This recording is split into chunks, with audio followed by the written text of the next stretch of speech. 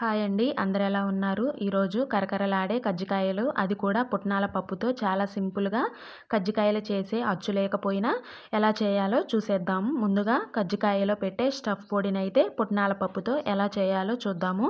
పావు కేజీ పుట్నాల పప్పు లైట్‌గా వేయించుకొని మిక్సీ గిన్నెలో వేసుకొని మరీ మెత్తగా కాకుండా గరుకుగా పొడి చేసుకొని దానిలోకి ఒక పావు కేజీ బెల్లం తురుము వేసి మళ్ళీ మిక్సీ పట్టుకుంటే ఇలా స్టఫ్ పొడి అయితే తయారవుతుంది. దీనిలోకి కాస్తంత ఎండు కొబ్బరి తురుము అలానే సూజీ రవ్వ కలుపుకోవాలి. అప్పుడు పూర్తిగా స్టఫింగ్ అయితే తయారైనట్టే. దీన్ని పక్కన పెట్టేసి వేరే గిన్నె తీసుకొని దానిలోకి ఒక అర కేజీ మైదా పిండి తీసుకొని దానిలో కాస్తంత సాల్ట్ వేసి కొంచెం కొంచెంగా వాటర్ పోసుకుంటూ కలుపుకోవాలి. వేడి వాటర్ అవసరం లేదు. ఓన్లీ నార్మల్ వాటర్తోనే పిండిని ముద్దలా చేసుకోవాలి. ఇలా మూత పెట్టుకొని కాసేపు పిండికైతే రెస్ట్ ఇవ్వాలన్నమాట.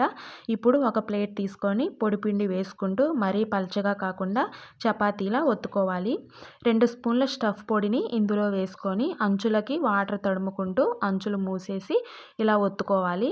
లేదంటే మీ దగ్గర ఫోర్క్ స్పూన్ లాంటిది ఏదైనా ఉంటే ఇలా ట్రై చేయండి. నేనైతే వెజిటేబుల్ కట్టర్‌కి వస్తుంది కదా! దానితో ఇలా చేశాననమాట. చిన్నవి, పెద్దవి అలా మనకి నచ్చిన సైజులో కజ్జికాయలు చేసే అచ్చు లేకపోయినా చాలా సింపుల్‌గా కజ్జికాయలైతే ఇంట్లోనే తయారు చేసుకోవచ్చు. ఎక్కువ కష్టపడే అవసరం లేకుండా ఇలా చేసి పెట్టుకుంటే సరి. కడాయిలో ఆయిల్ వేసి అది వేడయ్యాక ముందుగా చేసి పెట్టుకున్న కజ్జికాయలను ఒక్కొక్కటిగా ఆయిల్‌లో వేసుకోవాలి. స్టవ్ మీడియం మంటలోనే ఉంచి డీప్ ఫ్రై చేసుకోవాలి. వన్ సైడ్ కలర్ చేంజ్ అవ్వగానే రెండో వైపుకు తిప్పుకొని ఇలా రెండు వైపులా మంచి కలర్ వచ్చేంత వరకు ఆయిల్‌లో ఫ్రై చేసుకోవాలన్నమాట. చూసారు కదా! కజ్జికాయలు చేసే అచ్చు లేకపోయినా చేతితో చేసినా కానీ ఆయిల్‌లో వేశాక విడిపోకుండా ఎంత బాగా వచ్చాయో చూసారు కదా! ఒక నెల రోజుల పాటు నిల్వ ఉంటాయి ఇలా చేసినవి. ఈ వీడియో నచ్చితే ఒక చిన్న లైక్ ఇవ్వండి.